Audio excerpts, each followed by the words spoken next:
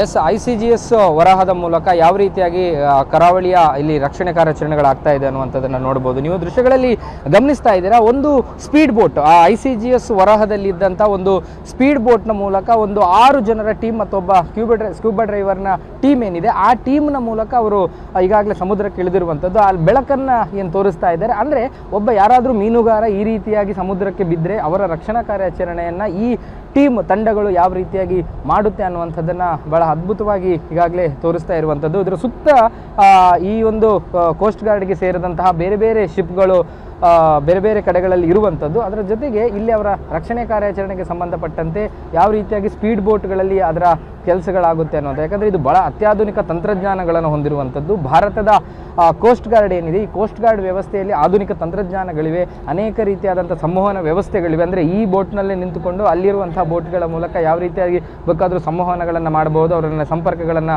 ಸಾಧಿಸ್ಬೋದು. ಅದೆಲ್ಲವೂ ಕೂಡ ನಿರಂತರವಾಗಿ ನಡೆಯುತ್ತೆ. ಹಾಗಾಗಿ ಇಲ್ಲಿ ಮೀನುಗಾರರಿಗೆ ಏನಾದರೂ ಸಮಸ್ಯೆಗಳಾದರೆ ಅಥವಾ ಬೇರೆ ಯಾವುದಾದ್ರೂ ಯಾರಿಗಾದರೂ ಈ ರೀತಿಯ ಸಮಸ್ಯೆಗಳಾದರೆ ಅವರನ್ನು ರಕ್ಷಣೆ ಮಾಡುವಂಥದ್ದು ಅಥವಾ ಅವರಿಗೆ ಸಂಬಂಧಪಟ್ಟಂಥ ಯಾವುದಾದ್ರೂ ಅಂದರೆ ಕೆಲಸಗಳಿದ್ದರೆ ಅದನ್ನು ಮಾಡಿ ತೋರಿಸುವಂಥದ್ದು. ಮತ್ತು ಒಟ್ಟು ಸಮುದ್ರ, ಯಾಕಂದರೆ ಭಾಳ ಆಳವಾದಂಥ ಸಮುದ್ರ, ಈ ಸಮುದ್ರದಲ್ಲಿ ಈಜಾಡುವಂಥದ್ದು ಅಥವಾ ಈ ಸಮುದ್ರದಲ್ಲಿ ಯಾರಿಗಾದರೂ ಸಮಸ್ಯೆಗಳಾದಾಗ ಅವರನ್ನು ರಕ್ಷಣೆ ಮಾಡಲಿಕ್ಕೆ ಸಹಜವಾಗಿ ಬೇರೆ ಯಾವುದೇ ವ್ಯವಸ್ಥೆಗಳಿಗೆ ಸಾಧ್ಯ ಆಗೋದಿಲ್ಲ. ಹಾಗಾಗಿ ಈ ರೀತಿಯಾದಂಥ ಈ ಇಂಡಿಯನ್ ಕೋಸ್ಟ್ ಗಾರ್ಡ್ಗೆ ಸೇರಿದಂತಹ ಹಡಗುಗಳ ಮೂಲಕ ಬೇರೆ ಬೇರೆ ಸಣ್ಣ ಸಣ್ಣ ಸ್ಪೀಡ್ ಬೋಟ್ಗಳನ್ನು ಬಳಸಿಕೊಂಡು ಈ ರೀತಿಯ ಕಾರ್ಯಾಚರಣೆಗಳನ್ನು ನಡೆಸಲಾಗುತ್ತೆ. ಕ್ಯಾಮ್ರಾ ಪರ್ಸನ್ ಅಶೋಕ್ ಜೊತೆ ಭರತ್ರಾಜ್, ಏಷ್ಯಾನೆಟ್ ಸುವರ್ಣ ನ್ಯೂಸ್, ಮಂಗಳೂರು.